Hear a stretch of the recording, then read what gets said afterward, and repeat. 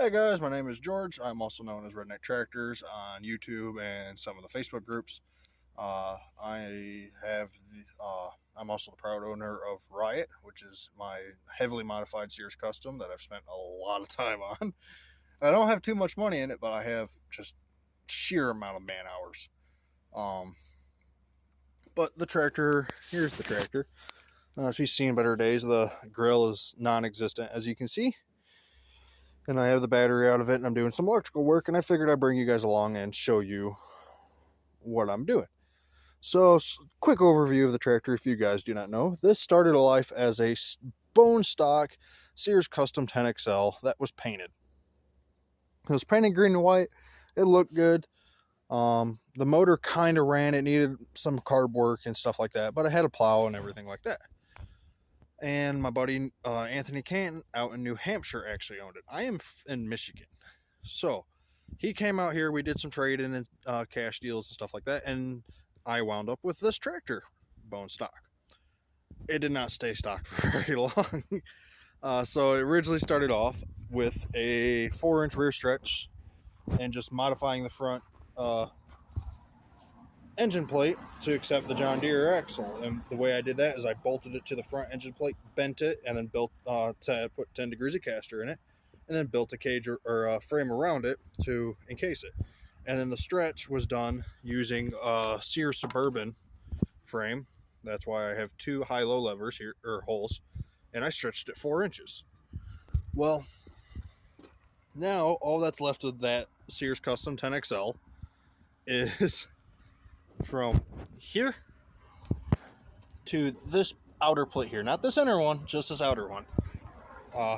And the dash. That's all that's left of that tractor. The hood has been changed. That's off of Sears Suburban 12. The grill was changed because the first one I had to cut for replacement after I built it. I blew up the first engine in it, replaced it with another one, had to cut the grill to clear the intake and exhaust because that engine was different. And then that grill ended up breaking, so I bought another one, put that on it, broke that one. I've got a third one to put on it, and I'm hopefully picking up some more in the next month or so, just because I seem to go through them. But so the grill's been changed, the whole front axle's been, or front subframe's been changed, the rear's different. So there's not much left of that original tractor, but I still consider it a Sears Custom 10XL because that's what it started off as. But a little bit of overview of it. We've got a 992cc Generac V-twin. When it's running right, which is kind of in between, or not all that often now because I'm having some carb issues. I'm now learning how to deal with carburetors and actually tune them and stuff like that. But rough estimate of like 45 to 50 horsepower. It's got a small cam in it. Obviously no governor. And set of valve springs. And that's it. These have really good heads from factory. In terms of port, there's not really much work to be done on the intake or exhaust ports. Just the biggest thing is they need valve springs because stock ones suck. We've got a custom exhaust. This is a cut down Suzuki Gixxer 1000cc aftermarket muffler. It's like a $700 muffler. And yeah, I cut like 7 inches out of it because there was a hole in it from my previous tractor and I needed it shorter. This is a 80 amp Toyota Yaris alternator. People are always worried about running alternators because they're worried about wiring. This is bone simple. You got your main wire that comes out of the alternator to your battery. And then this little green wire here, you just need to connect to 12 volts power. So when my key is on, this fuse block gets power, sends power to that, boom, alternator's working. That's literally all it takes. This bluish hose here, this goes to my catch can that's normally mounted to the grill. I don't have a grill, so a catch can ain't mounted at the moment. I'm running an 8-inch engine to a 7-inch trans. Both are cast iron pulleys. The trans pulley has been drilled for the Holy Pulley mod. I have not done that to the engine yet, but I really haven't dealt with any belt slip in the mud yet. That is a 5-inch or 4.5-inch wheel horse cast iron pulley. That's off of a hydro. It is now my alternator drive pulley to that. We got some 20x7x8 Sun Fs on genuine beadlocks. I don't need them, but I wanted them. And then the rears are 27 12x10 GBC Gators from 2008. those are on genuine beadlocks, and it's because I needed them. They were spinning the rims inside the tires and popping off the beads. The rear fuel tank is like 2.5 gallons, and it's off of a Cub Cadet. The mount is one of the original little stubby footboards that was on this tractor. All the rock rails that go around the fenders and the footboards, or are the footboards, I should say, those were built by me. And then, let me see what else. The winch is a 5,500 pound synthetic rope winch from Walmart. It's $167. I like it. The only thing I got to do is I got to pull apart the release and clean it up and re-grease it because it's gotten really hard to turn. But for electrical, it gets a little crazy in here, not gonna lie. So I'm actually in the process of adding two things: a new headlight switch and this 12 volt tachometer and hour reader. So let's go over the switches. This one here is my main hardwired dash switch. That's line out, nothing, line in. This is for the like 12-foot corded remote. And this was my headlight switch. And I'll get to explaining why it's not anymore. And then this is my voltmeter. This tells me battery voltage. It's also a really easy way to see if the alternator's working, because it should be between 13.8 to 14 volts at idle, and basically all the time. And then it's got a USB port out, which is nice. And then just I do all this with a normal key switch. I don't like push buttons. I prefer my key switch. That's just me. And then I got a new switch going in here. So the reason why this isn't my headlight switch anymore is with this manual switch that doesn't swing back to center. Sometimes I will pull my steering wheel off, bump it down, which is sucking the winch in, and then I'll turn the key on, and with that switch down, it sucks the winch in and it breaks shit.